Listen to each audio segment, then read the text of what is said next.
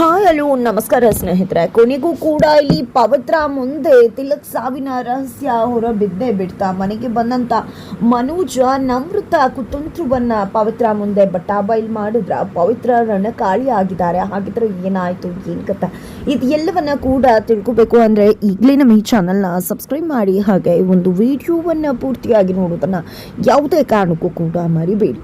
ಇಲ್ಲಿ ಪವಿತ್ರ ಮತ್ತೆ ದೇವಿ ಇಬ್ಬರಿಗೂ ಕೂಡ ಗುರುಗಳು ಬಂದು ಎಚ್ಚರಿಕೆಯನ್ನ ಕೊಡ್ತಾರೆ.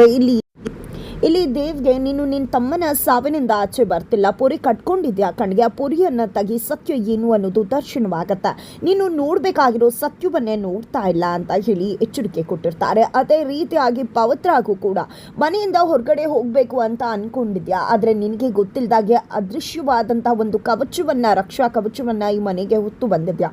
ನೀನು ಮರಳಿ ವಾಪಸ್ ಹೋಗ್ತಿದ್ದಾಗೆ ಖಂಡಿತವಾಗ್ಲೂ ಈ ಮನೆಗೆ ಆಪತ್ತಾಗತ್ತೆ. ಮೊದಲು ತಿಲಕ್ ಸಾವಾಗಿದೆ, ಮಗದೊಮ್ಮೆ ಬೇರೆ ಏನೂ ಅನಾಹುತ ಸಂಭವಿಸಬಾರದು ಅಂದ್ರೆ ಈ ಮನೆಯನ್ನ ಕಾಪಾಡುವ ಜವಾಬ್ದಾರಿ ನಿಂದಾಗಿದೆ ಅಂತ ಹೇಳಿ ಎಚ್ಚರಿಕೆ ಕೊಟ್ಟಿದ್ದಾರೆ. ಇದರ ನಡುವೆ ದೇವ್ ಇವತ್ತು ನಕ್ಷತ್ರದಲ್ಲಿ ತಿಲಕ್ರನ್ನ ನೋಡ್ತಿದ್ದಾರೆ. ಅಲ್ಲಿಗೆ ಪವಿತ್ರ ಬರ್ತಿದ್ದಾಗೆ ನೋಡಿ ಪವಿತ್ರ ಅವರೇ, ಇವತ್ತು ನಿಮ್ಮ ಅಮ್ಮನ ಜೊತೆ ನನ್ನ ತಿಲಕ್ ನಕ್ಷತ್ರ ಕೂಡ ಕಾಣಿಸುತ್ತಿದೆ, ನಿಜಕ್ಕೂ ನಾವೆಲ್ಲ ಎಲ್ಲಿದ್ದೀವಿ, ಆದ್ರೆ ನನ್ನ ತಿಲಕ್ ಅಲ್ಲಿದ್ದಾನೆ ಅಂತ ಹೇಳಿ ದುಃಖಿಸ್ತಾರ. ಖಂಡಿತವಾಗ್ಲೂ ಕೂಡ ನಿಮ್ಮಲ್ಲೇ ನಾನು ತಿಲಕ್ ಅವರನ್ನ ನೋಡ್ತಾ ಇದ್ದೀನಿ, ನಿಮ್ಮ ಕಾಳಜಿ ಪ್ರತಿಯೊಂದು ಕೂಡ ತಿಲಕ್ ಅವರನ್ನ ನನಗೆ ನೆನಪು ಮಾಡುತ್ತೆ ಅಂತ ಪವಿತ್ರ ಕೂಡ ಹೇಳ್ತಾರ. ನಂತರ ನನ್ನ ಜೊತೆಯಾಗಿ ಇರ್ತೀರಾ ಅಲ್ವಾ ಅಂತ ಹೇಳಿ ಪವಿತ್ರರನ್ನ ಕೇಳ್ತಿದ್ದಾರೆ ದೇವ. ಇಲ್ಲಿ ಪವಿತ್ರ ಏನು ಹೇಳಬೇಕು ಗೊತ್ತಾಗ್ತಿಲ್ಲ. ಗುರುಗಳು ಹೇಳಿರ್ತಕ್ಕಂಥ ಮಾತು ಜೊತೆಗೆ ಈ ಮನೆಯವರ ಖುಷಿ ಸಂತೋಷ ಎಲ್ಲವನ್ನ ಕೂಡ ಬರೋ ಹಾಗೆ ಮಾಡಿ ಆ ಮನೆ ಬಿಟ್ಟು ಹೋಗಬೇಕು ಅನ್ನೋ ತೀರ್ಮಾನ ನಿಜಕ್ಕೂ ಪವಿತ್ರನ ಗೊಂದಲಕ್ಕೆ ಸೆಲ್ಕ್ ಹಾಕಿಸುತ್ತೆ. ತದನಂತರ ಇಲ್ಲಿ ದೇವ್ ಯಾವತ್ತೂ ನೀವು ನನ್ನನ್ನು ಬಿಟ್ಟು ಹೋಗಬಾರ್ದು ಅಂತ ಹೇಳಿ ಕೇಳ್ಕೊತಾರೆ. ತದನಂತರ ಇಲ್ಲಿ ನನ್ಗೆ ಯಾಕೆ ಗುರುಗಳು ಆ ರೀತಿ ಹೇಳಿದ್ರು ಅಂತ ನನಗೆ ಗೊತ್ತಾಗ್ತಿಲ್ಲ, ನಿಜವಾಗ್ಲೂ ಗುರುಗಳು ಸತ್ಯವನ್ನ ಕಣ್ತೆರೆದು ನೋಡು ಅಂತ ಹೇಳಿದ್ರು ಅಂದಾಗ, ಹೌದು ಗುರುಗಳು ಏನೋ ಹೇಳಿದ್ದಾರೆ ಅಂದ್ರೆ ಖಂಡಿತ ಅದರಿಂದ ಏನೋ ಇದೆ ಅಂತಾನೆ ಅರ್ಥ.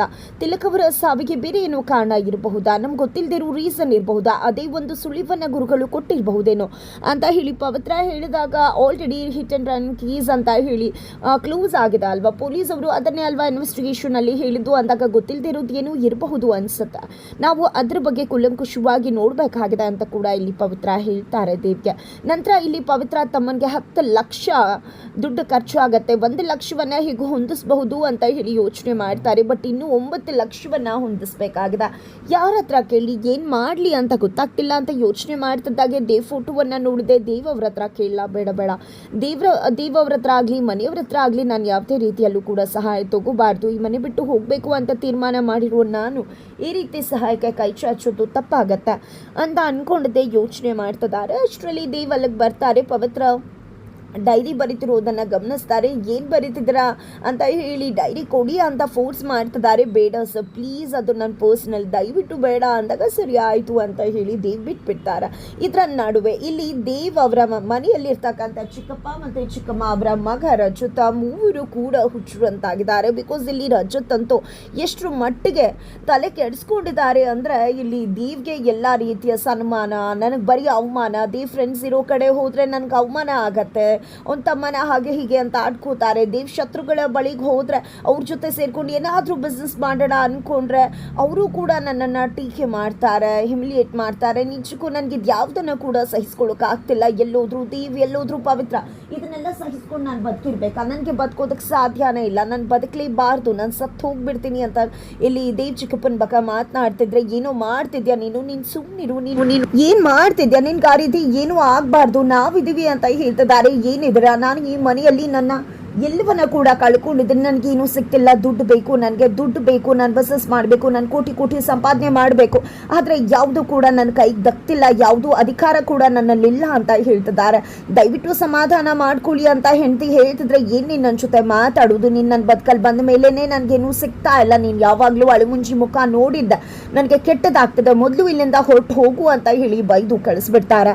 ತದನಂತರ ತನ್ನ ಅಪ್ಪ ಅಮ್ಮನ ಹತ್ರ ನನಗೆ ಪವಿತ್ರ ಕೈಯಲ್ಲಿ ಇರ್ತಕ್ಕಂಥ ಆ ಒಂದು ಕೀ ಬಂಚ್ ಬೇಕು ಅಂತ ಹೇಳ್ತಾರೆ. ಏನೋ ಮಾತಾಡ್ತಿದ್ಯಾ, ಅದನ್ನ ಏನೋ ಒಂದ್ ರೀತಿ ನೋಡ್ಕೋತಿದ್ದಾಳೆ, ಪುಣ್ಯಕೋಟಿ ಅದನ್ನ ನಿಜವಾಗ್ಲೂ ನಮ್ಮ ಕೈ ಕೊಡ್ತಾಳ, ಖಂಡಿತ ಇಲ್ಲ, ಏನ್ ಮಾತಾಡ್ತಿದ್ಯಾ ನೀನು ಅಂತ ಮಂಗಳ ಹೇಳ್ತಿದ್ದಾರೆ. ನನ್ಗದೆಲ್ಲ ಗೊತ್ತಿಲ್ಲ, ಆದ್ರೆ ನನ್ಗೆ ಆ ಕೀ ಬಂಚ್ ಬೇಕೇ ಬೇಕು ಅಂದಾಗ ಇಲ್ಲಿ ಸರಿ ಆಯ್ತು ತಂದು ಕೊಡ್ತೀವಿ ಅಂತ ಹೇಳ್ತಾರೆ. ಇತ್ತ ಕಡೆ ಪವಿತ್ರ ಹೊರಗಡೆ ಹೋಗಿರ್ತಕ್ಕಂಥ ಸಂದರ್ಭದಲ್ಲಿ ಆ ಒಂದು ರೂಮ್ಗೆ ಹೋದಂತಹ ಮಂಗಳ ಮತ್ತೆ ಅವ್ರ ಗಂಡ ಇಬ್ರು ಕೂಡ ಇಡೀ ರೂಮಲ್ಲಿ ಎಲ್ಲಾನು ಕೂಡ ತಡಕಾಡಿದ್ದೆ.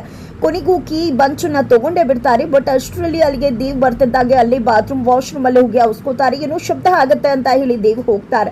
ಬಟ್ ಯಾರಿಗೂ ಕಾಣಬಾರ್ದು ಅಂತ ತುಂಬಾ ಕಷ್ಟಪಟ್ಟು ಅವಸ್ಕೋತಾರೆ. ಕೊನೆಗೂ ಕೂಡ ದೇವ್ ಕಣ್ಗೆ ಕಾಣಿಸೋದಿಲ್ಲ. ಅಲ್ಲಿಂದ ವಾಪಸ್ ಆಗಿದೆ, ಮಗನ ಕೈಗೆ ಕೀಯನ್ನ ಕೊಡ್ತಾರೆ. ಇದ್ರ ನಡುವೆ ಅಲ್ಲಿಗೆ ಮನೋಜ್ ಬಂದಿದ್ದಾರೆ. ಮನೋಜ್ ಬಂದಿದ್ದನ್ನ ಇಲ್ಲಿ ಪವಿತ್ರ ಗಮನಿಸಿದಾಳೆ. ಅದಕ್ಕೂ ಮುನ್ನಾನೆ ಇಲ್ಲಿ ದೀವ್ ಅವರ ತಮ್ಮ ಅಂದ್ರೆ ಮಂಗಳ ಅವರ ಮಗ ಏನೂ ಸಂಚು ಮಾಡ್ತಿದ್ದಾರೆ ಅಂತ ಹೇಳಿ ಆಕೆಗೆ ಅನುಮಾನ ಬಂದಿತ್ತು. ಯಾಕಂದ್ರೆ ಯಾವಾಗ್ಲೂ ದೇವ್ ಅಂತ ಹೇಳಿ ಕಿರ್ಚಾಡ್ತಿರುವುದನ್ನ ಆಕೆ ಕೇಳಿಸ್ಕೊಂಡಿದ್ದಾಳೆ. ಇದರ ನಡುವೆ ಇಲ್ಲಿ ಮನೋಜ್ ಅವರು ಮನೆಗೆ ಬಂದಿದ್ದನ್ನ ಗಮನಿಸಿದಂತಹ ಪವಿತ್ರ ಮನೋಜ್ನ ಹುಡ್ಕೊಂಡು ಹೊರಗಡೆ ಬರ್ತಿದ್ರೆ ಅಲ್ಲಿ ಮನೋಜ್ ನಮ್ರತಾಗೆ ಕರೆ ಮಾಡಿದ್ದಾರೆ. ಯಾಕೆ ನನಗೆ ಕಾಲ್ ಮಾಡಿದ್ಯಾ ಅಂದಾಗ, ಇನ್ನೇನ್ ಮಾಡ್ಬೇಕು, ನಾನು ಕಾಲ್ ಮಾಡಿದಾಗ ನೀವು ಪಿಕ್ ಮಾಡಲ್ಲ, ರೆಸ್ಪಾಂಡ್ ಮಾಡಲ್ಲ ಅಂತ ಗೊತ್ತಾದ್ರೆ ನಾನು ಮನೆಗೆ ಬರಬೇಕಲ್ವಾ, ನನಗೀಗ 10 ಲಕ್ಷ ರೂಪಾಯಿ ಬೇಕು.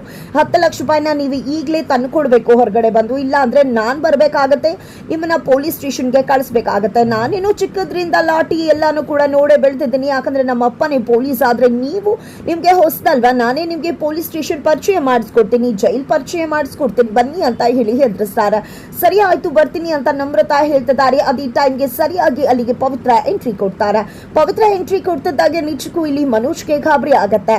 ಏನಿದು ನೀನ್ ಇಲ್ಲಿ ಯಾಕೆ ಇಲ್ಲಿಗೆ ಬಂದಿದ್ಯಾ ಅಂತಿದ್ದಾಗೆ, ನಿನ್ಗೋಸ್ಕರನೇ ಬಂದೆ ಅಂತ ಹೇಳಿ ಹೇಳ್ತಿದ್ದಾರೆ. ಈ ಕಡೆ ಪವಿತ್ರ ನಿನ್ಗೋಸ್ಕರ ಬಂದೆ, ನೀನೇ ನನ್ನ ಜೀವನ, ನೀನೇ ನನ್ನ ಬದುಕು, ದಯವಿಟ್ಟು ಬಂದ್ಬಿಡು, ಈ ಲಕ್ಸುರಿ ಲೈಫ್ಗೋಸ್ಕರ ಇಲ್ಲೇ ಇರಬೇಕು ಅನ್ಕೊಂಡಿದ್ಯಾ ನೀನು ಅಂದಾಗ, ಯಾರು ಹೇಳಿದ್ದು ಲಕ್ಸುರಿ ಲೈಫ್ಗೋಸ್ಕರ ಅಂತ ಅಂದಾಗ, ಇನ್ನೇನಕ್ಕೋಸ್ಕರ, ಅದಕ್ಕೆ ಅಲ್ವಾ ಇಲ್ಲಿದ್ಯಾ, ಪ್ರೀತಿ ಮುಂದೆ ಎಲ್ಲ ಕೂಡ ಶೂನ್ಯ, ನನ್ನ ಜೊತೆ ಬಂದ್ಬಿಡು, ನಾನು ನಿನ್ನ ರಾಣಿ ತರ ಅಂಗೈಲಿ ಇಟ್ಟು ನೋಡ್ಕೋತೀನಿ ಅಂತೆಲ್ಲ ಬಿಲ್ಡಪ್ ಕೊಡ್ತಿದ್ದಾರೆ ಮನೋಜ್.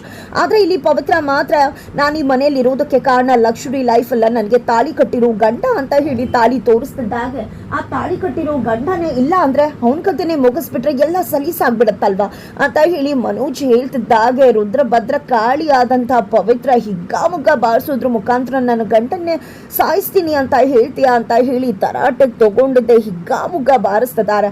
ಅತ್ತ ಕಡೆ ನಮ್ರತಾ ಹೊರಗಡೆ ಬರ್ತಿದ್ದಾಳೆ. ಬಿಕಾಸ್ ಮನೋಜ್ ನನ್ನ ಭೇಟಿ ಆಗ್ಬೇಕಾಗಿದೆ, 10 ಲಕ್ಷ ಕೊಡ್ಬೇಕಾಗಿದೆ.